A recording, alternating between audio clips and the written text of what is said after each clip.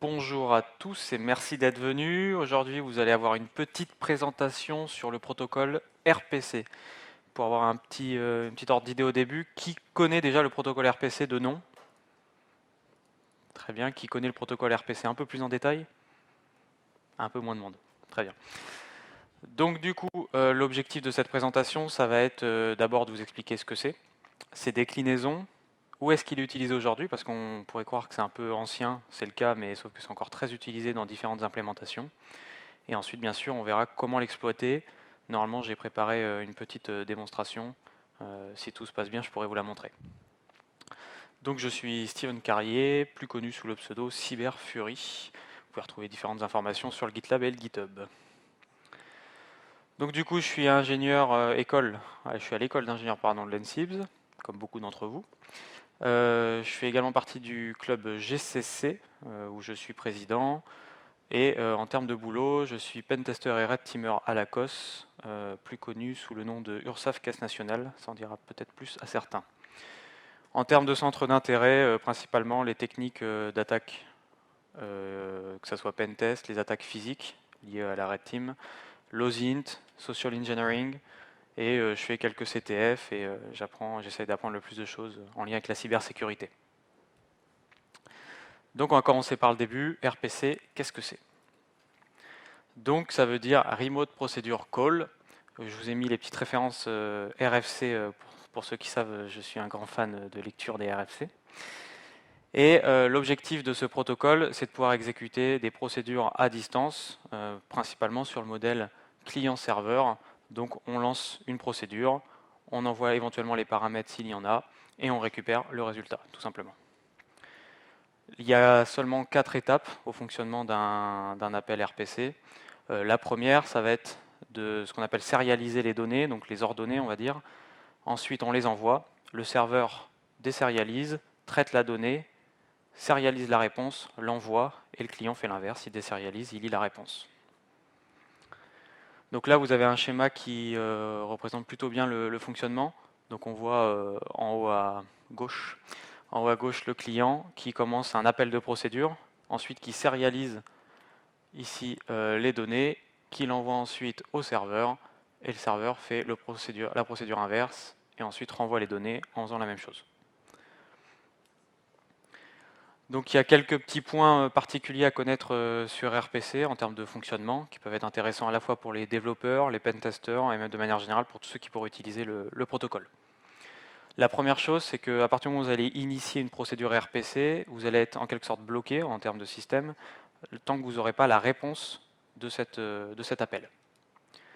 La deuxième chose, c'est que du fait qu'il passe par le réseau, ça peut être plus ou moins difficile de récupérer le résultat. Pour pallier ça, il y a seulement deux possibilités. Si votre appel il est ce que j'appelle ici indépotent, c'est-à-dire que vous pouvez le réexécuter autant de fois que vous voulez, vous aurez toujours le même résultat. Par exemple, ça peut être le cas si vous faites un calcul, 3 fois 2, a priori ça ne devrait pas changer d'une minute à l'autre. Donc dans ce cas, il vous suffit juste de réexécuter l'appel de procédure jusqu'à obtenir le résultat. Cette partie-là, c'est surtout pour ceux qui vont implémenter l'utilisation des RPC. En revanche, dans le cas où, quand vous faites un appel, il peut y avoir un changement, typiquement vous allez requêter une base de données, vous voulez récupérer des informations sur un système qui peuvent changer d'un instant à l'autre, à ce moment-là, ça devient beaucoup plus compliqué à gérer et il existe différentes implémentations qui existent et solutions qu'on va voir juste par la suite. Ensuite, comme d'habitude, on a la version de base qui sort, puis la version sécurisée entre guillemets. Donc RPC sécurisé, c'est tout simplement RPC avec authentification, basé sur DES. Et les différents petits programmes qui les utilisent, que vous devez sûrement connaître, NFS, NIS, NIS+, ça en dit quelque chose à certains. NFS peut-être plus que le reste. C'est pour faire du montage de fichiers, on verra juste après l'intérêt qui est vraiment très répandu aujourd'hui. Enfin, pour Linux, on verra après les différents autres OS, PortMap et RCP Bind, ils doivent absolument être exécutés et être en cours sur la machine pour pouvoir se servir du RPC. On verra après pourquoi et quel est leur intérêt. Comme d'habitude, des avantages et des inconvénients sous chaque OS. J'ai envie de dire sous Windows, si jamais vous avez un souci, redémarrer, ça va peut-être marcher. Sous Linux, un petit sudo et ça va mieux. MSRPC, donc c'est sûrement le plus connu parmi toutes les implémentations d'RPC, donc c'est la version Microsoft. Et ici je vous mets les ports qui sont utilisés dans le point 2. Ça c'est relativement important, ça vous permet lorsque vous faites un petit Nmap de la machine et que vous voyez ces ports là ouverts, peut-être que c'est du RPC. On n'oublie pas que certes IANA attribue des ports à des services, mais vous pouvez très bien faire tourner n'importe quel service derrière n'importe quel port. Donc voilà, on a le 135 over SMB, on a le 139 et 445 pour les versions authentifiées, c'est un peu pareil que 80 HTTP, 443 HTTPS. Et également, on a le 593 qui est en fait vous voyez ça comme le service web qui permet de gérer RPC. Enfin, Microsoft, donc, il a utilisé RPC avec d'autres protocoles de communication comme NetBIOS ou WinSock pour permettre une intégration facilitée dans les différents outils de Microsoft ou d'autres. Ici, du coup, vous avez une représentation un peu plus visuelle des ports utilisés et du fonctionnement global de MSRPC. Donc tout simplement en haut, TCP 135 1026.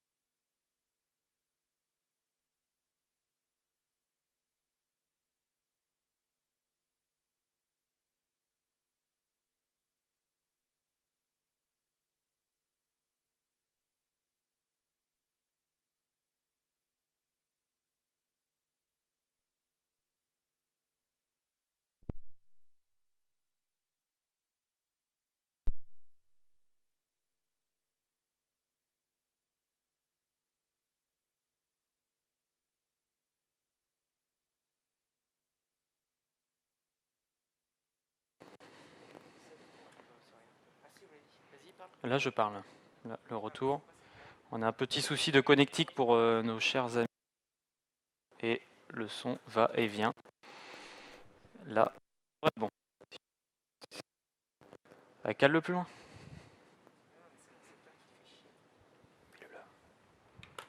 Test audio. Là, ça marche. Désolé pour nos confrères à distance. Donc revenons sur notre petit schéma. Donc ici, comme je vous l'expliquais au niveau TCP, UDP, puisque c'est un protocole qui peut utiliser les deux, nous avons 135 pour les deux, ça va over TCP, over UDP, donc ça c'est l'avantage de ce protocole. On a une petite différence sur les ports 1026 et 1028. Comme d'habitude, c'est à votre choix au niveau de configuration, c'est à vous qui décidez. Et ensuite, si on est over SMB, on a 139 445, comme on l'a vu juste avant, avec l'intégration d'autres protocoles de communication. Et enfin, la petite plateforme de gestion web sur le port 80 HTTP.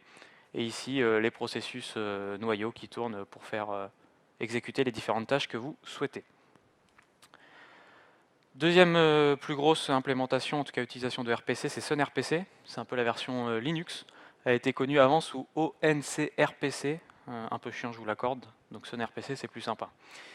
Et c'est le même principe. Vous avez des RFC si jamais ça vous intéresse de les lire ou vous vous ennuyez un peu le soir. C'est toujours sympathique. Donc ici, c'est basé sur Unix et du C. Et l'avantage de SunRPC, c'est sa sérialisation qui est relativement efficace puisqu'elle est basée sur le standard XDR qu'on va voir juste après et qui permet vraiment une utilisation bien plus large et bien plus efficace de RPC sous Linux. Ici, vous avez une petite représentation, j'ai envie de dire pyramidale, des différents programmes et de leur niveau. Donc là, on a vu tout à l'heure NIS et NFC, qu'on reverra tout à l'heure, qui sont très utilisés. Et donc RPC, puisqu'ils sont basés là-dessus. RPC est basé sur la sérialisation XDR, qui est ensuite basée sur Internet, qui est ensuite basée sur Ethernet, tout simplement. Si jamais vous comprenez pas, vous êtes perdu, n'hésitez pas soit à poser une question dans le chat pour ceux qui sont à distance, soit à me couper ou à lever la main pour ceux qui sont en présentiel. On va essayer de répondre aux questions. Ensuite, on va rapidement voir, juste pour avoir un petit aperçu, les différentes implémentations et utilisations de RPC encore aujourd'hui. Donc vous allez sûrement revoir des petites choses que vous connaissez, et maintenant vous saurez que ça utilise RPC et donc le fonctionnement qu'il y a derrière. La première chose ici, c'est Corba. Corba, je vous le mets parce qu'il est relativement utilisé. Il est basé sur RMI comme pas mal d'autres choses, et RMI c'est basé sur RPC. Ici, je vous le mets parce que c'est un exemple relativement utile en termes de communication et d'utilisation dans les programmes. Vous avez peut-être déjà entendu parler, si jamais c'est utilisé pareil. Ensuite, on a Microsoft DCOM qui est devenu MSRPC. Je vous mets un petit point en bas au niveau du point 7. Le D, il est inherit de DCE-RPC. Donc vous voyez que c'est des couches, des couches, des couches, on retravaille, on retravaille. Des fois c'est bien, des fois ça ajoute juste des vulnérabilités, on verra juste après. Et enfin, on a Java RMI, comme je vous l'ai dit juste au premier point pour Corba. Et Java RMI, en fait, vous le connaissez très probablement, puisque c'est l'OS en quelque sorte qui est utilisé en tout cas, dans la plupart des cartes qui sont les cartes SIM, les cartes bancaires, cartes vitales, etc. Je vous passe toutes les trucs. Donc toutes les puces, la plupart des puces que vous avez sur des cartes utilisent le Java RMI et donc Java Cards comme OS. Et Java Cards et Java RMI, c'est basé sur RPC. Donc derrière, ça communique via ce protocole. Et je vous mets en dessous qu'il y a quelques... Bon, c'est des petites boîtes, hein, je vous l'accorde, hein, Génico, Orange, vous ne devez peut-être pas connaître. BNP, Trusted Logic, Atos, Safran, Sopra, Verifone. Bon, il y a tout le monde qui utilise, quoi. Hein. C'est pas plus compliqué que ça. C'est devenu un peu un standard aujourd'hui et c'est très important de connaître RPC pour ceux qui voudraient bosser dans ce genre de boîte ou dans la sécurisation des puces ou des choses comme ça. Il en existe encore plein d'autres. Allez, je vous en refais encore 2-3. On a SOAP ou XML RPC, que certains connaissent peut-être mieux sous ce nom-là, qui est donc un protocole de messagerie.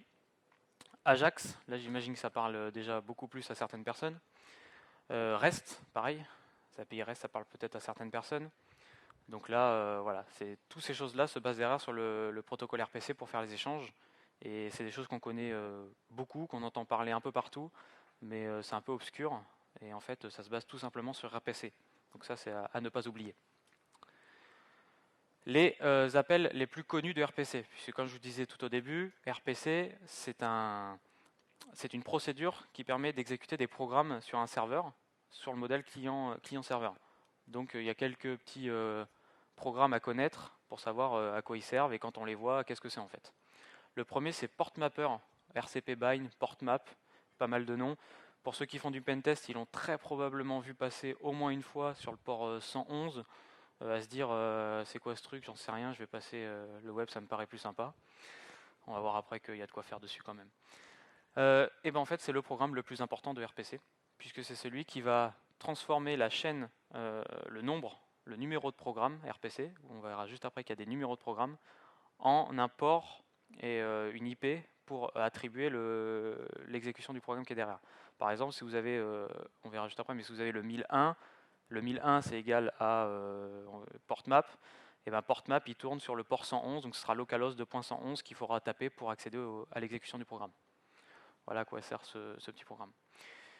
Le port 2049, donc c'est NFS, on en parlait déjà un petit peu avant, ça parle peut-être un peu plus aux gens, Network File System, qui permet donc de faire principalement du partage de fichiers réseau un peu à la sauvage. Bon, c'est pas quelque chose que je vous conseille, je vous montrerai juste après pourquoi. Si vous devez absolument l'utiliser, que ce soit en interne, surtout en interne, évitez de l'exposer. Faut vraiment blinder les fichiers de configuration, sinon ça peut faire quelques petits soucis. On a Nice, donc avec YPBind, on verra que lui il a 4 programmes attribués. Et lui, il permet donc de faire en gros les services les plus utilisés du système. Et donc c'est un peu un annuaire, des pages jaunes si vous voulez. Mais on va le détailler après comme NFS, c'est un peu plus intéressant que le reste. Et enfin, on a NCACN pour 593, on l'a vu juste avant 2-3 fois, c'est tout simplement le programme qui permet l'utilisation de la plateforme web de gestion RPC. Le dernier, Air Users, est-ce qu'ici il y en a qui ont déjà vu Air Users? Non? Tant mieux, on verra juste après aussi. Donc c'est le port 1026 et ça permet tout simplement de lister les utilisateurs système de la machine à distance. Pour ceux qui font du pentest, ils voient déjà un peu ce qu'on peut en faire. Et là, on va tous... Non, je rigole, on va pas tous les lire. Vous avez un aperçu du numéro de programme. Je pense qu'il y a un petit souci de son à distance. Ici, le nom du programme et la description pour avoir un petit truc un peu plus sympa à comprendre. Et donc on voyait juste avant porte mapper, j'ai dit 1001, enfin 1001, 100 000. C'est pas 100 001, c'est 100 000 du coup. Et après vous avez 1, 2, 3, 4, 5, 6, 7, 8, 9, 10, 11, 12, 13, etc. etc. Là c'est les principaux, il en existe d'autres. Comme je vous ai dit, c'est la partie vraiment la plus chiante de la présentation. J'essaie d'aller un peu plus vite pour pouvoir s'attarder plus en détail sur la suite. Les avantages de RPC, ils sont simples. C'est relativement fiable, il faut le dire quand même, puisque c'est simple. En général, quand c'est simple, c'est fiable. Et l'avantage de ça, c'est aussi c'est très rapide, puisque c'est très léger. C'est aussi un inconvénient, on le verra juste après. Mais quand c'est léger et que ça ne comporte pas beaucoup d'éléments, en général, c'est fiable. Donc les deux vont ensemble. Ça permet également un peu d'outrepasser les restrictions réseau, puisqu'il est relativement bas niveau. Donc comme il est bas niveau, on va pas avoir tous ces problèmes d'implémentation, différents OS, qui gèrent ça, qui gèrent mal, avec tel intermédiaire réseau. Ça permet vraiment d'aller au plus simple, au plus vite. Et donc pour les communications intermachines, au niveau réseau, c'est bien plus simple. Ça permet également de diviser plein de tâches sur différents serveurs. Bah oui, il vous suffit d'envoyer une procédure RPC au serveur 1, une procédure RPC au serveur 2, et vous exécutez des programmes sur ces différents serveurs, et donc vous faites un peu de l'hyper-threading réseau. Ça permet vraiment d'aller plus vite et de simplifier le fonctionnement client-serveur. Des points qu'on a vus juste avant en découle un dernier, c'est que c'est beaucoup plus simple à être utilisé, enfin c'est fait pour être utilisé dans le cloud, pas à l'origine, parce que à l'époque où ça a été créé, le cloud n'était qu'une idée. En revanche, aujourd'hui, effectivement, ça simplifie les échanges, donc dans le cloud, c'est beaucoup plus rapide. Forcément, quand il y a des avantages, il y a des inconvénients. Je vois plus d'inconvénients que d'avantages personnellement, mais chacun peut se faire son idée. On l'a vu, il y a 2-3 implémentations, donc il n'y a aucun standard. Quand il n'y a aucun standard, je laisse imaginer la suite, il y a plein de vulnérabilités, donc c'est sympa pour nous. Quand il n'y a aucun standard, bah également, il n'y a personne qui fait la même chose. Et il y a des gens qui font les choses bien, des gens qui font les choses moins bien. Donc ça va de plus en plus lentement. Ça veut dire qu'en fait, à force de rajouter des couches, des couches, des couches, et ben on va plus droit au but et ça devient une usine à gaz. Et une usine à gaz, c'est pas très pratique à utiliser. Du fait également de rajouter des couches, bah, ce qui était un avantage à l'origine d'RPC devient un inconvénient, c'est que c'est plus fiable. Parce qu'il faut s'assurer que la couche 1 fonctionne, la couche 2 fonctionne, la surcouche, etc. etc. Également, on a vu que c'était pour des petites données, donc bah, c'est un inconvénient.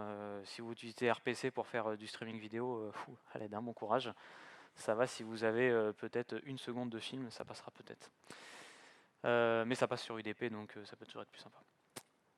C'est très compliqué à implémenter si jamais vous repartez de RPC de base. C'est aussi pour ça qu'il y a les points 1 et 2. Il y a tellement d'erreurs qui peuvent survenir, erreurs liées au programme eux-mêmes, on en a vu qu'il y en a quand même pas mal, erreurs liées à la réception du numéro de programme, à la gestion du numéro de programme, à la sérialisation, désérialisation, renvoi de la réponse. C'est très compliqué à gérer et donc en général les gens font un peu n'importe quoi et ça part avec ce qu'on a aujourd'hui. Et forcément, plus il y a de personnes, plus il y a de vulnérabilité. Donc plus il y a de couches, plus il y a de vulnérabilité, mais également plus il y a de programmes que RPC peut exécuter, plus il y a de programmes potentiellement vulnérables qu'un attaquant peut exécuter à distance. C'est aussi ça qu'il faut retenir. Voilà pour les aspects généraux, les avantages et les inconvénients. Du coup, on va juste passer un petit peu plus de temps sur NFS, NIS, puisque c'est des programmes qu'on retrouve très souvent. Est-ce qu'ici, il y en a qui veulent attaquer le pentest, des box ou des choses comme ça, ou qui en font déjà d'ailleurs? Ok, il y a quand même 2-3 personnes, je t'ai vu.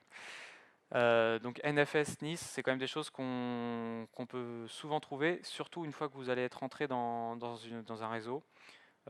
Surtout sur alors si vous faites des box sur des machines ou des labs, en cas réel, une fois que vous serez rentré dans le réseau de l'entreprise, il y aura des partages qui vont être montés comme ça, juste parce que c'était plus simple et plus rapide. Bah, c'est aussi plus simple et plus rapide pour nous de faire des mouvements latéraux du coup. Donc du coup, NFS, inventé dans les années 80, imaginez, hein, si NFS est basé sur RPC, RPC c'est encore plus vieux. Donc vraiment, c'est pas d'hier. Et donc, c'était pas ça, tac. Comme on peut le voir ici, ça a été fait principalement par Sun Microsystems. C'est pas un hasard si l'autre s'appelle Sun RPC. Et il y a la petite RFC, pareil, qui va bien si jamais vous vous ennuyez. Le principe est relativement simple. On a PortMap, je vous rappelle PortMap qui fait l'association entre le numéro RPC et le programme à exécuter, qui va tout simplement récupérer les services à exécuter côté machine. Ensuite, on a le petit mountD, le démon, qui va dire au démon NFS quels fichiers sont disponibles sur le serveur partagé pour savoir qu'est-ce qu'on peut utiliser, qu'est-ce qu'on peut monter sur notre système. Ensuite, sur le client, on va utiliser donc NFS et principalement certaines commandes qu'on voit ici pour permettre de faire fonctionner le programme, que ce soit pour monter, pour bloquer les fichiers quand vous êtes en train d'écrire dans un fichier. Comme c'est partagé entre le client et le serveur, si tout le monde écrit en même temps, ça va être un peu compliqué, hein. Même principe que dans toutes les gestions de programme et les gestions de chaînage. Et le petit StatD qui permet de faire pas mal de petites actions sur RPC. Ça sert à rien d'aller plus loin dessus, c'est pas non plus super intéressant. Enfin, on a Biod qui est intéressant, mais qui va encore un peu plus loin dans le détail, on ne va pas le voir aujourd'hui. Mais ce qu'il faut retenir, c'est qu'il est là surtout pour gérer l'optimisation et les performances d'exécution. Au niveau NIS et NIS+, donc NIS+, c'est juste une version sécurisée. NIS, pour Network Information Service, c'est les pages jaunes des services qui sont exécutables sur le serveur. C'est pas plus compliqué que ça. Donc vous allez avoir tous vos fichiers classiques que vous allez retrouver, surtout ceux qui sont dans ETC en général, qui vont être indexés là-dedans pour savoir comment est-ce qu'on y accède, pouvoir les lire, pouvoir y accéder, avoir le pass complet, etc. etc. Ici, je vous ai expliqué, je ne vais pas rentrer trop dans le détail, mais je vous ai mis quelques lignes sur le fonctionnement de NIS et NIS+. Ce qu'il faut retenir, c'est que vous avez un peu un serveur maître, et que ce serveur maître, il a plein d'esclaves pour répartir la charge, pour répartir l'accès aux fichiers, etc. Et donc, quand vous allez faire une demande, il y a un petit chaînage qui arrive, mais c'est plus simple de lire ça. Je vous ai mis les quatre, d'ailleurs, les quatre petits services, je vais y arriver, qui tournent pour NIS et NIS+, mais là, vous avez normalement un petit schéma. La suite, ouais, peut-être pas, je ne me rappelle plus. Mais en gros, vous avez tout simplement un maître et des esclaves, et quand vous lancez l'accès à un fichier ou autre, ça va être réparti sur ces esclaves, et donc vous aurez accès à vos données. Les avantages et surtout les petits tips à connaître avec NFS et NIS, c'est que NFS, il utilise la méthode Auth Unix. S'il y a des devs avancés ou des devs système ici, ils reconnaîtront très probablement cette méthode d'authentification. Elle a un très gros problème, c'est qu'elle fait confiance uniquement au UID et au groupe ID présent dans la requête du client. Donc c'est-à-dire que si je dis que je suis root, très bien, t'es root. Voilà, il y a un petit problème quand même. Ensuite au niveau de Nice, alors Nice c'est Nice, vous pouvez avoir un synonyme dans le dictionnaire, je pense que c'est passoire. Je pense que ça lui correspond plutôt pas mal. Ça a été vulnérable à peu près tout ce qui passait dans l'histoire. À chaque fois, ils ont fait des petits patchs, etc. Mais c'est vraiment pas ouf et l'utilisez pas en fait. Ça sert à rien. Vous avez d'autres solutions qui sont bien mieux, bien mieux sécurisées. Vraiment, c'est pas ouf Nice. Et un autre problème avec NFS et Nice, c'est qu'ils peuvent tourner sur des ports qui sont non privilégiés. Alors des ports non privilégiés, c'est les fameux ports, on va dire, non réservés, et donc que n'importe quel utilisateur peut taper, utiliser, etc. Donc à partir de là, n'importe quel utilisateur peut lancer une requête pour accéder à tel programme. Pareil, léger souci de droit. Je vous propose de faire une petite démonstration de comment, comment dirais-je, tester RPC, les différents programmes qui peuvent tourner sur le service. Mais avant ça, je vais vous montrer les différentes commandes que vous pouvez utiliser vous pour faire de la reconnaissance, que ce soit en pentest ou que ce soit également en admin 6. Et que vous avez un serveur, vous savez qu'il y a du RPC dessus, vous voulez voir qu'est-ce qui est exposé, comment ça tourne, quelles sont les versions, et ça, on a ça à en connaître un peu plus dessus. Le premier tool à connaître, c'est RPC Info.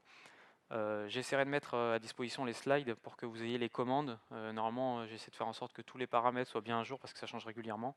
Vous aurez toutes les infos. Donc RPC Info, la commande la plus intéressante, c'est la première, qui va vous permettre, en précisant uniquement le hostname ou l'IP, d'avoir les informations des programmes qui tournent sur le serveur. Les programmes RPC, bien sûr. Donc c'est ce qu'on utilisera juste après. Et vous avez RPC client qui va vous permettre d'initier une connexion ou d'avoir des éléments d'information si jamais la configuration n'est pas sécurisée. Enfin, mon cher ami Nmap, je suis un grand fan de Nmap, pour ceux qui ne savaient pas. D'ailleurs, je crois qu'il y a une conf sur YouTube. Là, vous allez avoir pas mal de choses que vous pouvez faire avec Nmap. En général, de toute façon, de manière globale, vous pouvez tout faire avec Nmap, même l'exploitation. Mais il faut juste un peu s'entraîner. Donc on a le classique "-sv" pour avoir, donc c'est un script basique présent dans Nmap qui permet d'avoir des informations de version. Je ne vais pas revenir sur le fonctionnement de ce script, mais il va vous donner les premières informations sur les ports qui tournent, leur version, éventuellement les noms ou des éléments qui peuvent vous indiquer ce qui est derrière ce port. Ensuite, vous avez différents petits programmes que je vous ai précisés ici. Le premier, c'est RPC Grind, qui est un peu le programme générique RPC Nmap pour faire de la reconnaissance. Donc lui, je vous ai mis un petit paramètre ici avec thread 8 pour aller un peu plus vite, et vous précisez votre port et votre target, et il va vous ressortir pas mal d'informations sur RPC et sur les différents programmes d'RPC qui tournent sur le serveur. Donc ça, c'est vraiment pas mal intéressant. Ensuite, RPC Bind, on l'a vu tout à l'heure au porte-mapper, hein, vous choisissez le nom que vous voulez. Si vous voulez faire une reconnaissance dessus, on se rappelle qu'il tourne classiquement sur le port 111. Je dis classiquement pour RPC parce que 99,99% du temps, les admin 6 et les devs ne vont pas le changer parce que s'ils doivent changer ça, ils doivent changer l'attribution dans RPC au niveau port mapper entre les numéros de programme et le programme qui tourne. Bon, c'est déjà chiant à dire, alors imaginez à faire. Donc du coup, vous avez précisé tout simplement le port, précisé pour TCP, pour UDP, et vous aurez déjà pas mal d'informations dessus pour savoir les différents programmes que PortMapper connaît. MSRPC, puisqu'on en a parlé, donc le RPC de chez Microsoft. Pareil, petit programme Nmap qui permet de faire l'énumération, vous n'avez rien à faire, juste à l'écrire. Donc MSRPC enum, et ensuite en dessous vous avez la même chose. Si jamais vous voulez préciser et aller un peu plus vite, vous pouvez préciser le port et avoir quelques informations de version supplémentaires en précisant le SV. Et enfin un dernier exemple pour Nmap, mais il en existe d'autres et vous pouvez même écrire vos propres scripts avec les moteurs NSE. Donc du coup vous avez un script NFS, vous avez le LS, comme son nom l'indique, c'est pour lister les shares. Ensuite, vous avez le showMount, qui est un peu le même principe, mais lui va se baser sur la commande showMount qu'on va voir juste après.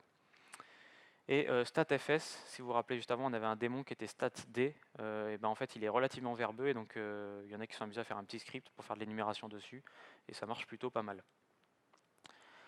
Pour les addicts de Metasploit, qui est un très bon outil également, il ne faut juste pas le survoler tout simplement, mais aller un peu plus loin, et on se rend compte que c'est un vrai CNC. Et ben voilà, là je vous en ai cité 7, c'est les 7 plus utilisés. Comme d'habitude, vous pouvez écrire vos propres modules dans Metasploit, un peu comme dans Nmap. Et je ne vais pas vous les lire, mais vous avez à peu près pour tout, surtout du DCE-RPC, et c'est là où ça revient à ce qu'on a vu tout à l'heure, DCE-RPC qui est devenu MSRPC, donc c'est Microsoft. Et ensuite NIS, NFS, et là je vous ai mis parce que c'est celle qu'on va faire tout à l'heure, parce que c'est plus sympa de le faire en manuel pour comprendre comment ça marche. Ce que fait au final NFS Mount de Metasploit. Il fait tout simplement un show mount pour connaître les différents shares qui sont disponibles, et puis bah, il vient tout simplement les mount sur votre système pour pouvoir y accéder. Le petit dernier de cette diapo, c'est RPC Dump, qui lui, comme son indique, permet de tout simplement faire un dump des infos RPC. Donc les outils sont différents, font parfois relativement les mêmes choses, mais en fonction des versions, en fonction du programme RPC qui est utilisé, SunRPC, MSRPC, il y en a qui seront plus utiles que d'autres. Donc je vous les mets tous ici avec comment les utiliser de manière générique, mais après à vous de tester et d'adapter en fonction de l'environnement que vous rencontrez également, hein, bien sûr. Le petit dernier, c'est Impacket. Pour ceux qui font du pentest, Red Team ou choses comme ça, ils connaissent très probablement Impacket. C'est une petite librairie, enfin un petit ensemble de programmes Python pour être précis, qui vous permet de faire pas mal d'énumérations en pentest sur n'importe quel truc. Et donc il y en a également pour nos amis, les utilisateurs d'RPC avec RPC Dump, SAMRDump, donc pour avoir les infos SAM. Vous avez MSRPC et enfin vous avez OPDump qui vous permet de faire une connexion au MSRPC. Donc le premier qui fait une énumération en point 3 et en point 4 il fait une connexion. Une chose qu'il faut retenir quand même sur ces tools là, c'est quand vous faites une énumération sur RPC ou quand vous allez faire des petits tests de pénétration, c'est relativement bruyant. Donc si vous faites ça en tant que red teamer, donc vous voulez surtout pas vous faire voir, ou alors en tant que red teamer très pressé et vous voulez poutrer tout, c'était pas le bon bouton, c'est pas grave. Tac. Hop. Ce que je disais du coup, oui, c'est que si jamais vous faites une mission Red Team, c'est relativement chiant d'utiliser ce genre d'outils parce qu'ils sont très très bruyants. Donc il faut soit que vous soyez très pressé, soit que vous en ayez vraiment rien à faire et que l'objectif c'est juste d'avoir des résultats et pas la façon dont vous les obtenez. Donc ça c'est quand même la chose à retenir. Tac tac tac, je vais aller un peu plus vite. Hop hop. Désolé pour ceux qui sont en distance, ils comprennent peut-être pas ce qui se passe. Donc voilà pour les outils, globalement ce qu'on a. Ensuite, on a des outils système, donc ceux qui sont fournis avec les utilitaires, NFS, NIS, etc. Ils nous permettent d'avoir des informations également. Donc on a vu les démons, YPWitch, YPStat, etc. Et ben ces mêmes tools, on peut les utiliser tout simplement pour faire de l'énumération et requêter, on va dire, de manière légitime le serveur. Donc là, je vous ai mis les deux exemples avec NIS. Et enfin, AirUsers, on l'a vu tout à l'heure, donc AirUsers lui vous permet de de lister les utilisateurs système. C'est souvent très utilisé quand il y a RPC qui tourne, pour la simple et bonne raison que ça permet d'automatiser. On récupère le nom du username, s'il y a NFS par exemple, on récupère le nom du username, on l'a, on le met dans notre programme, on fait un show mount, on va dans le répertoire du user, on fait ce qu'on a à faire sur le répertoire, on quitte, etc. Donc c'est pour ça que ici je vous parle de AirUsers, parce qu'on le retrouve très fréquemment quand on a du RPC. Et que quand il y est et qu'il est ouvert, bon bah vous avez toutes les infos que vous voulez, hein, puisque vous avez le nom d'utilisateur de la machine, et à partir de là, vous pourrez faire tous les mounts que vous voulez. Ensuite, je vais vous faire une petite démo côté plutôt reconnaissance légère et reconnaissance passive et non active, en utilisant Shodan, que sûrement tout le monde, en tout cas, est-ce qu'il y en a qui connaissent pas Shodan? Ok, on est bon, on ne sait jamais. Je suis peut-être pas connecté. Wesh, ouais, c'était sûr. J'ai pas internet. Mhm. Ah, si, je sais que c'est votre faute, vous m'avez coupé internet. Ouais, je sais, mon nom de réseau wifi plutôt pas mal. Alors, tac. Forcément, il va me faire chier. Pour éviter de leaker certaines informations, on va faire ça. Voilà.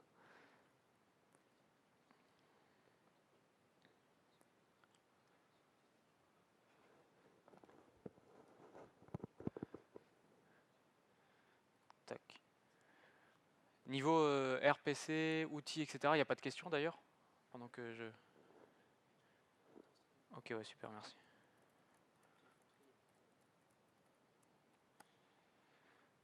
Tant que je leak rien, c'est bon. Tac, tac, tac, ça doit être ça. Non, non, j'ai... Normalement, non. Hop.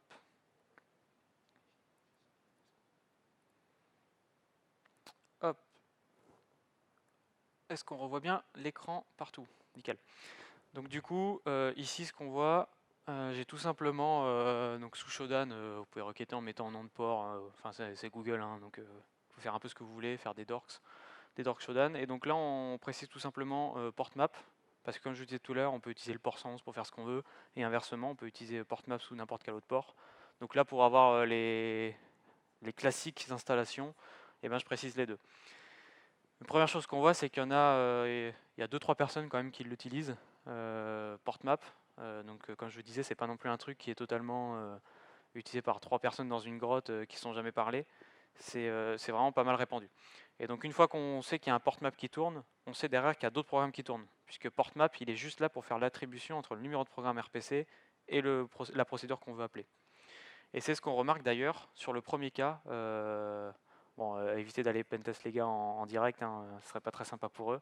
Je ne suis responsable d'aucune action illégale dans cette salle, et dans le live d'ailleurs.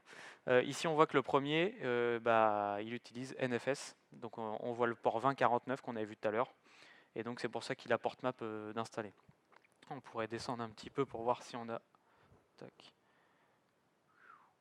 Si on en a d'autres qui tournent que NFS. Quand je vous disais tout à l'heure, un NFS c'est vraiment le plus répandu. Et on n'en a pas d'autres là sur celui-là, mais on comprend tout de suite que NFS c'est vraiment le plus répandu. Du coup, le suivant, si j'essaie de récupérer ma souris, tac. On va faire sur le NCACN, hop, qui est du coup pour ceux qui ont suivi et qui ne sont pas endormis depuis le début, qui correspond donc à l'interface web de gestion de RPC. Et là, même histoire, il y en a beaucoup moins forcément, puisque là on parle d'une interface web ouverte sur internet, donc les gars non seulement ils ont fait de la merde en configuration, mais en plus ils ont exposé tout dans le doute, hein, on sait jamais. Mieux vaut en faire trop que pas assez, comme on dit.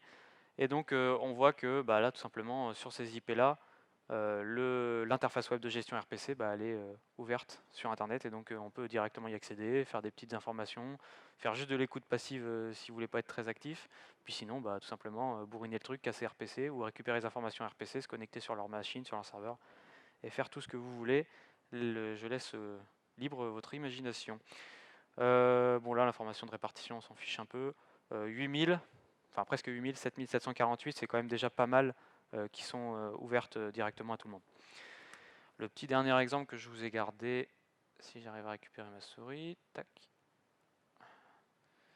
c'est tac tac tac tac tac pour Nice. Hop. Et donc là, même histoire qu'avant, la petite différence, c'est qu'on voit que c'est pas écrit Nice, tout à l'heure c'était écrit NFS, c'est tout simplement parce que tout à l'heure je vous ai mis entre parenthèses Nice YPBind, puisque c'est le nom du programme système qui tourne derrière et qui permet de faire la gestion du Nice. Donc ça ne sera pas écrit Nice, ça sera souvent écrit YPBind. Deuxième élément qu'on voit, enfin il y en a deux qu'on peut remarquer. Le premier c'est au niveau du nombre d'expositions. Comme je vous disais tout à l'heure, Nice est beaucoup moins utilisé qu'NFS, c'est beaucoup plus vieux et maintenant c'est totalement désuet. Mais on voit qu'on est en 2022 et qu'il y en a encore 933 qui exposent un Nice sur internet. Donc je vous laisse imaginer le nombre de personnes qui utilisent encore en interne. Et le petit élément qu'on peut remarquer également, c'est au niveau des numéros de port.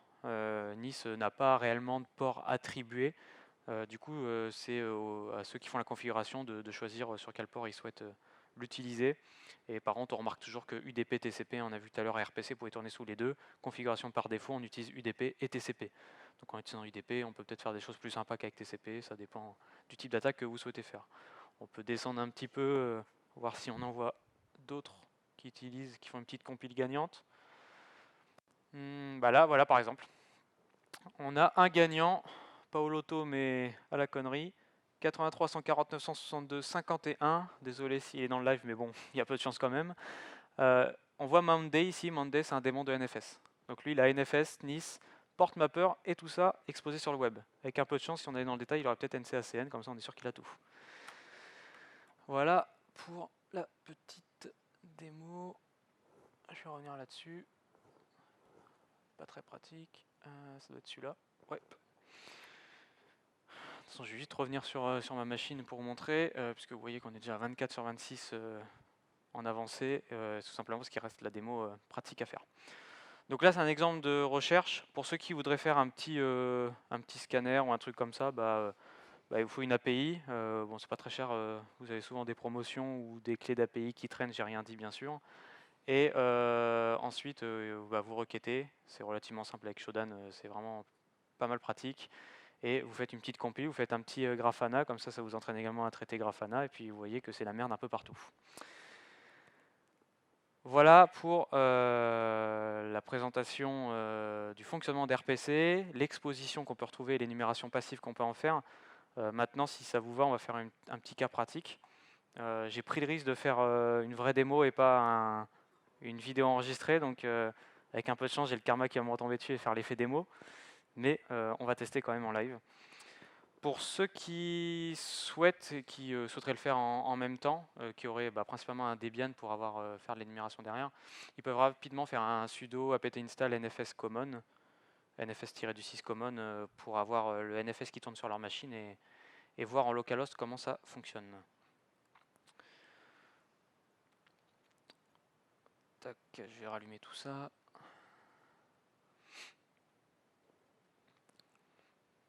Sinon ça va, est-ce que vous avez quand même compris l'intérêt de RPC encore aujourd'hui, malgré que c'est un programme qui est plus de 50 ans, il me semble, qui est utilisé aujourd'hui, on a vu dans toutes les puces de cartes, en tout cas la très très grande majorité des puces de cartes, c'est le protocole qui est basé derrière.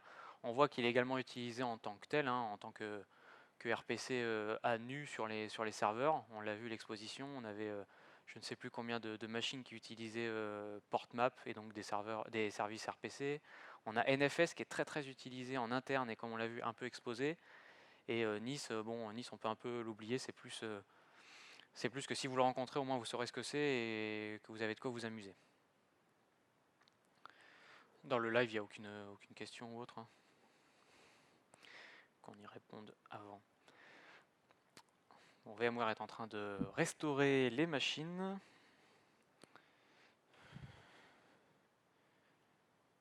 Tac, tac, tac. Et je vais remettre ça. Ce que je vais faire, c'est que je vais partager. Tac, dupliquer. Théoriquement, vous voyez VMware, nickel. C'est comme tout à l'heure, c'est la minute pub, le temps que ça restaure.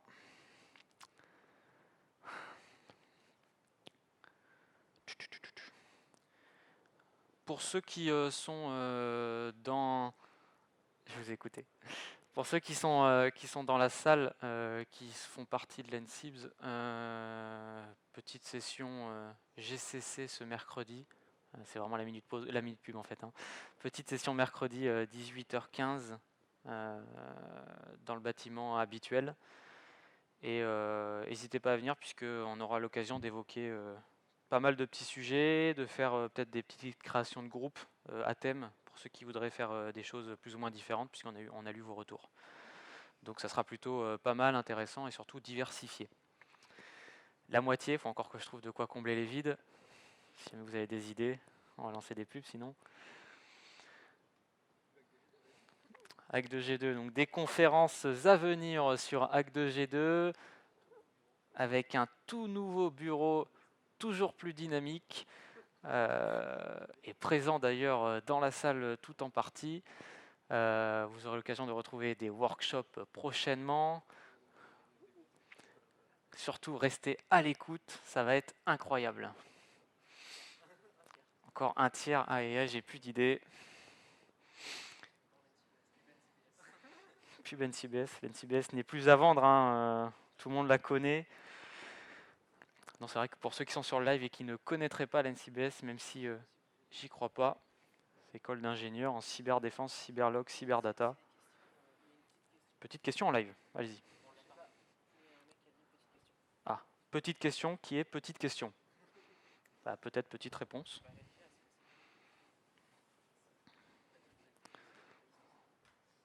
Le décompte est lancé.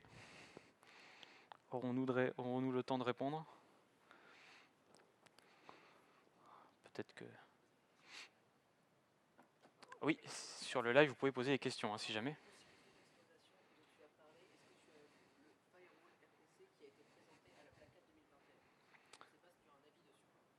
Est-ce que j'ai un avis dessus? J'ai pas vu ce cas-là, donc je voudrais pas dire de bêtises. En revanche, si c'est un firewall qui utilise le protocole RPC pour lancer des programmes, pour faire des échanges, ou est-ce que c'est un firewall spécialisé dans RPC?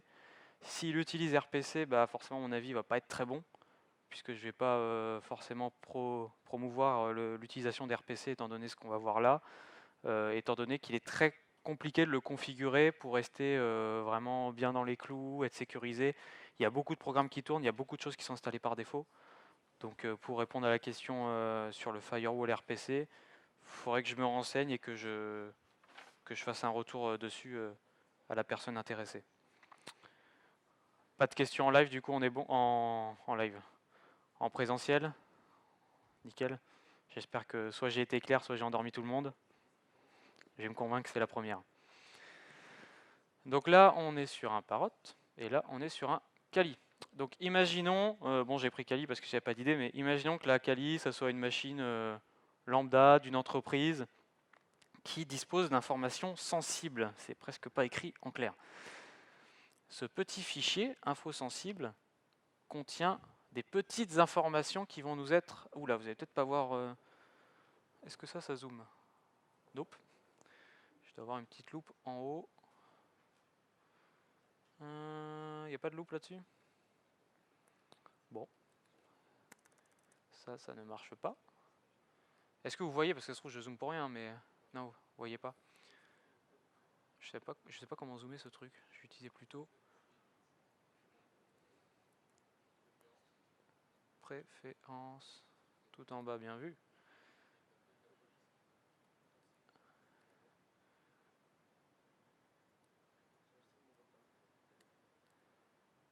Alors, ça devrait être mieux, mais je vais peut-être ouvrir un peu plus la fenêtre. Est-ce qu'on voit là mieux? Donc là, on a des petites informations. Bon, j'ai mis petite info RH et creds pour se connecter au RDP. Donc on a notre cher DSI, Monsieur Bon, Jean Bon, pour la petite allusion très drôle, hein, bien sûr, avec l'IP de la machine pour se connecter, son petit mot de passe, en clair, hein, parce que c'est toujours plus drôle, donc son petit poste, son salaire, au moins 8000 euros. Ensuite, on a Jean-Phil Monslip, il n'y a pas de jeu de mots, bien sûr, hein, c'est des cas réels. La petite IP, le petit username, le petit password. Donc là, c'est notre ami le RSSI et il est à pas moins de 10 cas par mois. Donc vous, en tant qu'attaquant, on va se placer du point de vue des attaquants qui veulent récupérer des informations sensibles. L'objectif, il va être simple, hein, il va être de lire ce fichier-là sans avoir aucune information de base sur la machine. Donc, ce qu'on va faire, on va se placer sur notre petite parotte. Pour vous simplifier la lecture, je vous ai fait un petit fichier avec les commandes que vous n'allez peut-être pas voir d'ailleurs sur le même principe, mais que je vais énumérer si jamais c'est trop compliqué. On peut peut-être éteindre la lumière d'ailleurs pour que le contraste soit meilleur. Tac, c'est peut-être meilleur en termes de visuel, un peu. Donc la première chose qu'on va faire, je vous ai mis 3 exemples ici. Si vous vous rappelez, on a le RPC Grind qui permet d'avoir une petite énumération. Donc là, on va se concentrer sur RPC. On pourrait faire une énumération générique qui nous permettrait d'avoir des infos, mais pour avoir plus de vitesse et pas rester ici 2 jours le temps que le Nmap fasse son retour, on va se spécialiser sur RPC. Donc on a le RPC Grind, ensuite on a un scan du port map, le deuxième, sudo nmap SSUC sur le port 111, et le petit RPC info pour que vous ayez déjà une approche des différents outils qu'on peut utiliser. Sachant que Metasploit ferait la même chose, juste il serait plus user-friendly, et que les autres outils que j'ai présentés auraient à peu près le même retour, juste une différence d'affichage. Ensuite, on remarquera qu'il y aura probablement un AirUsers qui tournera, et donc on verra comment s'en servir pour lister les user systems. Et enfin, on verra qu'il y a un petit NFS, puisqu'on s'est rendu compte en faisant l'énumération passive que c'était très fréquent, enfin en tout cas plus fréquent que Nice ou d'autres programmes d'en trouver. Donc on se concentrera sur NFS qui, lorsqu'il est vulnérable, est beaucoup plus simple à poutrer. Donc on va commencer simplement. C'est là que l'effet démo me revient comme un boomerang ou pas. Théoriquement, lui devrait être relativement rapide, ça va. Donc là, on remarque sur la... Donc Nmap, lui, il lance un script, mais il va quand même d'abord faire une reconnaissance de tous les ports qu'il trouve. Ensuite, il va exécuter le script sur chacun des ports pour avoir les informations. Donc on a un port SSH qui tourne, on a un RPC bind, un NFS, un mountd. Donc ça, c'est les différents programmes qu'il trouve. Première chose qu'on voit, c'est qu'il y a un port 111 qui s'appelle pas portmap. On l'a vu tout à l'heure, il y a différents noms. Et même si c'était autre chose, le 111, il n'est pas non plus est réservé, hein, vous pouvez faire ce que vous voulez sur vos machines. En l'occurrence ici, c'est bien portmap, c'est juste qui s'appelle RPC bind. Et on a en 2049, comme on a vu sur l'énumération passive, NFS, et en 33899, mountd, qui est le démon qui permet de vous faire un montage de fichiers NFS. Donc les deux derniers sont reliés. Le 111, il permet à RPC de fonctionner, donc il vous prouve que RPC est fonctionnel sur la machine et surtout accessible à distance, puisqu'il est open. Je ne reviendrai pas sur les états de Nmap. Et enfin, on a un SSH, mais ce n'est pas le sujet de la conférence d'aujourd'hui. Donc du coup, on va vouloir faire une énumération un peu plus pointue sur PortMapper, voir s'il nous donne plus d'informations. Ah là là, on va lire les mots de passe en clair. Alors lui va être un petit peu plus lent puisqu'on a un scan UDP.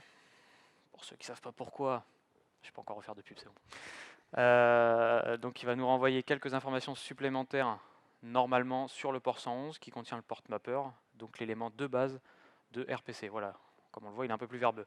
On voit qu'il y a d'autres éléments au-dessus, c'est la même chose, parce qu'on se rappelle RPC, TCP, UDP. Donc au-dessus, on a la même chose, juste en TCP, sur le même port, 111.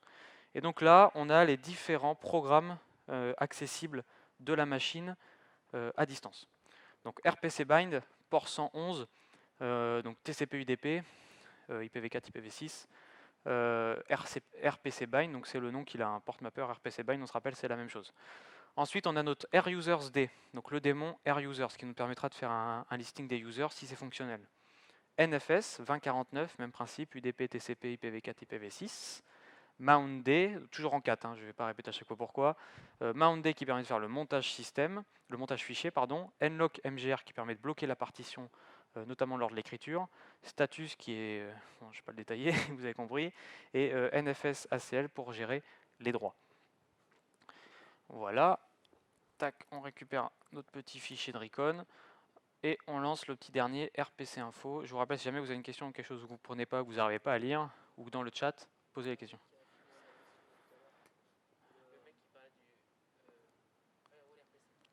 Bah, vas-y, pendant que vous pouvez lister et voir à l'écran que c'est exactement la même chose. Ouais. Donc je vais lire la question qui se situe. Voilà, c'est justement un tool, donc je rappelle Firewall RPC si ma mémoire est bonne.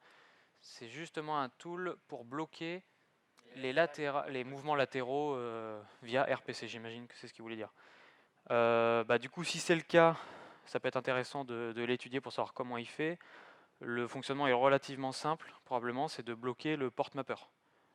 En tout cas, ce que je ferai moi, en connaissant de ce que je connais d'RPC, c'est que je bloquerai le port mapper, puisque le port mapper, c'est celui qui associe le numéro de programme avec l'IP et le port de là où on veut l'exécuter. Donc si on veut plus qu'il y ait de mouvements latéraux, on bloque le port mapper et RPC est incapable d'attribuer un numéro de programme et il vous retournera une erreur. Et donc ça revient à ce qu'on a dit tout à l'heure, la gestion des erreurs incroyable sous RPC. Donc si c'est ce qu'il fait, effectivement c'est une méthode très très fiable. En revanche, autant désactiver RPC, ça ira plus vite.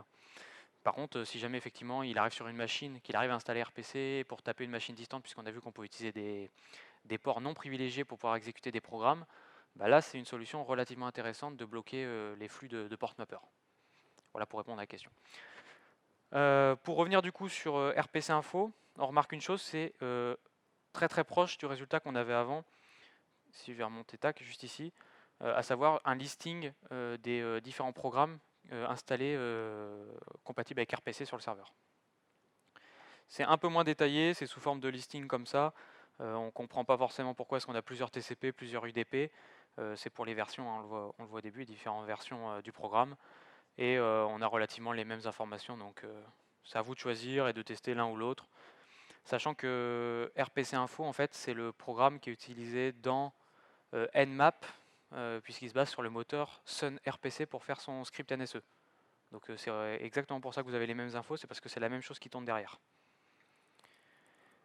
Voilà, donc là pour résumer où est-ce qu'on en est, on a fait une recon sur la machine, on a vu qu'il y avait un port SSH, on a vu qu'il y avait du RPC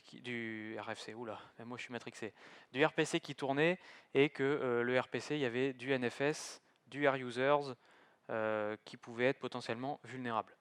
Donc l'étape suivante, ça va être de savoir est-ce qu'on peut avoir des informations sur les user systems de la machine en face. Tac, on prend d'autres, bon j'aurais pu le recopier. Et oui, on voit qu'effectivement AirUsers répond, donc il y a bien le démon qui est ouvert vers l'extérieur et qui nous permet d'avoir un listing de tous les users de la machine, tous les users non privilégiés type root. Donc là on a notre Kali qui effectivement est présent, donc on a l'information du user présent sur la machine. Dans la suite, ici, ça ne va pas nous aider si ce n'est à confirmer ça dans le montage NFS. En revanche, sur RPC client, on pourra avoir l'utilisation de cet élément en précisant comme ça pour essayer d'initier une connexion. Et donc là, on se rend compte que, fort heureusement, ça a été bien configuré, bon, bien configuré entre guillemets, puisque tout le reste est mal configuré, et qu'on a une erreur disant qu'on ne peut pas se connecter sur cet user à distance avec la personne qu'on est. Donc soit il y a un filtrage sur nous, soit tout simplement il y a impossibilité de se connecter en utilisant RPC client, parce que le serveur refuse la connexion. Donc ça, si vous rencontrez ça, pas de souci, on continue. On a vu qu'on avait NFS qui tournait. C'est parti. Premier élément, on reprend notre outil favori, Nmap, pour pouvoir faire une petite énumération NFS sur la machine. Donc comme d'habitude, comme je n'ai pas précisé de port, il va refaire ça sur tous les ports. Les 1000 premiers, il va partir sur "-f" de base. On a le port SSH, bon il ne tourne pas de RPC, donc pas plus d'infos que ça, c'est normal. On a ensuite notre 111, donc port map, donc ça c'est le RPC, donc c'est lui qui va porter les informations. on remarquera que effectivement 20 49 33 899, qui sont réellement les ports utilisés pour NFS, ne donnent pas plus d'infos. C'est parce que les infos sont dans le moteur RPC, donc sur le port 111 qui est le port mapper. Et là, il nous apprend quoi? Il va tester d'abord NFS showMount. Si on regarde dans la commande que j'ai exécuté 3 scripts, ouais c'est ça, 3 scripts, NFSLS, NFS showMount et NFS stat fs, qui sont les 3 scripts que je vous ai présentés tout à l'heure. Et donc là, il les exécute à la suite. Le premier NFS showMount, il nous montre une chose relativement intéressante, c'est qu'on a un point de montage à la racine vers tous les fichiers. Plutôt sensible. Ensuite, NFSLS, il va utiliser ce point de montage pour voir est-ce qu'on peut lister les usernames à la base. Et on voit qu'effectivement, il est capable d'accéder au système et de se connecter dessus pour pouvoir aller récupérer des fichiers. Donc là, il y a plusieurs problèmes d'affichage, il n'arrive pas à tout récupérer. Là, il récupère les éléments d'exécution des processus en cours, etc. Ça nous permet juste de savoir qu'on peut accéder à ce partage de fichiers. Ça peut avoir des informations si jamais on n'arrivait pas à se connecter, on peut aller plus loin là-dessus, mais pour l'instant, ce n'est pas utile. Et enfin, NFS StatFS, lui, tout simplement des stats sur le système de fichiers, ce qui est utilisé, ce qui est disponible en termes d'espace, et le point de montage dans file system, donc le slash à la racine. Et pour l'instant, tout se passe bien pour nous. NFS fonctionne parfaitement. Donc maintenant, on va confirmer ça avec une exploitation manuelle. Comme je vous ai dit tout à l'heure, on aurait pu le faire avec Metasploit, avec le module NFS. Mais on va d'abord, c'est pas ça, on va d'abord exécuter. Donc là, on voit que c'est le même retour qu'on a eu juste avant, puisque comme je vous ai dit, il utilise les, comment ça s'appelle, les exécutables de base du système pour faire ses moteurs NSE, Nmap. Donc là, on a le même retour, à savoir le point de montage, la racine, vers tout. Je simplifie, mais c'est ce qu'il faut retenir. Du coup, l'étape suivante, ça va être d'essayer de faire un point de montage sur notre système du fichier distant. Enfin, du système de fichiers distant. Donc pour ça, on utilise la commande mount, en lui précisant le type de système de fichier. Donc ici, on fait du NFS. Le load, donc l'IP de notre victime. 2 points, le début de là où on veut faire monter le fichier. Donc on a vu qu'on pouvait le monter dès la racine, donc on fait 2 points slash pour dire on veut monter tout le système de fichiers de la victime. Et enfin, on espace et on précise là où on veut le monter. Donc je le monte dans opt pour des questions de droit et de simplicité d'usage. Et je le mets dans test. Pas de message d'erreur. Avec un peu de chance, tout s'est bien passé. On va essayer ça. Tac, c'est mieux si mes chiffres ne sont pas désactivés. Et effectivement, on est bien en test, donc le montage du fichier a bien fonctionné. On confirme ça. Ça ressemble quand même fortement à un système de fichiers Linux. Avec un peu de chance en se déplaçant dans Home. Bon, on imagine qu'on pourrait faire ça. L'utilisation derrière, elle est diverse et variée. Vous pouvez faire un peu ce que vous voulez. Hein. L'utilisation qu'on peut retrouver pour ceux qui font pas mal de box, quand on a du RPC ou des choses comme ça va être d'aller récupérer la clé RSA, d'ajouter sa clé RSA dans le système de fichiers pour ensuite derrière avoir un accès shell sur la victime, hein, tout simplement. Donc on va dans Home, on a bien notre user Kali, jusqu'à là tout va bien. Et là, on a le système de fichiers de notre user Kali. Donc on a vu tout à l'heure que c'était dans Documents que tout se passait. Et là, on a Info sensible. Pour montrer que je ne mens pas, on a nos chers amis Jambon et Jean-Phil Monslip qui sont toujours ici. Apparemment, mes blagues font rire pas mal de monde, seulement 2 personnes. Donc du coup, ce qu'il faut retenir ici, c'est que, comme je vous le disais tout à l'heure, c'est un montage partagé. C'est-à-dire que si vous faites une modification, une suppression ou toute autre action sur le système de fichiers, ça sera effectif sur le serveur. Donc ça sera logué et ça sera visible par l'utilisateur. Pour vous montrer ça, on va faire un test. Hein.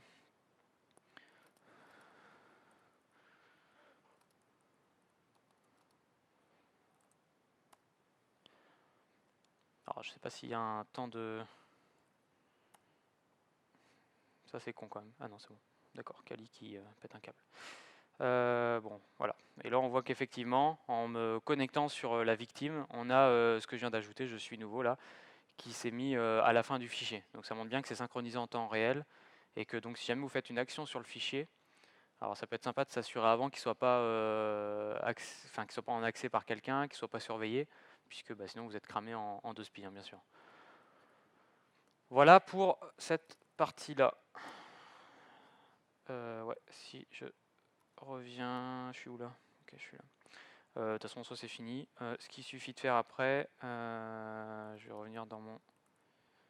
Je sais plus comment je m'appelle. Steven, c'est à mon début. Pour se déconnecter, on fait umount et on exécute. Et là, théoriquement, il n'y a plus rien dans notre système de fichiers. On a bien clos la connexion, enregistré notre session et on s'est déconnecté. Donc là, ce qu'il faut retenir, je vais revenir là, tac, tac, tac. Hop.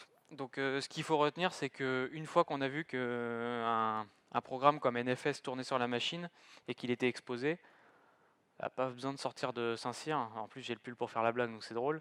Mais il n'y a pas besoin de sortir de Saint-Cyr pour faire l'exploitation derrière. Vraiment, on a fait un mount, on a fait nos petites modifications, un umount, et puis on s'est barré, c'est fini. Donc s'il n'y a pas de système de protection réellement efficace, temps réel, EDR ou choses comme ça, vous aurez largement le temps de faire vraiment de la merde et de quoi tout casser. Donc des petits programmes comme ça qui peuvent paraître cons, que vous connaissiez pas forcément, en tout cas au début, il y a peu de monde qui connaissait réellement RPC, et donc on se rend compte que ça utilise pas mal de programmes, des programmes qui sont eux répandus, on l'a vu dans l'énumération passive, et qui en plus d'être répandus sont relativement vulnérables, parce qu'ils sont très vieux, qu'il y a eu pas mal de surcouches, et que ces surcouches n'ont pas forcément été les meilleures. Donc normalement on arrive sur la fin. Théoriquement vous avez à peu près la même tête que ce gars-là, parce que vous êtes soit endormi, soit vous dites ah ouais quand même c'est plutôt pas mal. Et on a vu le tour de RPC, je ne suis pas allé dans le détail de tous les programmes, on a vu tout à l'heure qu'il y en avait pas mal, et j'ai voulu me concentrer sur les plus utilisés. NFS, sur le port mapper, puisque c'est le centre de RPC, c'est vraiment son cœur de fonctionnement, et vous montrer quelques autres programmes comme Nice, et pourquoi est-ce qu'ils sont utiles. Et maintenant j'espère que, si jamais c'est le cas, hocher de la tête, j'espère que vous voyez pourquoi est-ce que RPC, ça a quand même un minimum d'intérêt de le connaître, pas forcément d'aller dans tous les détails, mais au moins de le connaître, que ce soit en tant que sysadmin, pentester ou développeur. Voilà pour tac, la petite présentation qui a été normalement dans les clous. On va passer à la petite période questions si jamais il y en a. Ah, en live. Je vais la lire. Quels logs sont produits sur la machine cible lors d'une exploitation de ce type, donc NFS? Y a-t-il moyen d'être discret? Alors, donc deux questions. Quel type et quel endroit sont stockés les logs?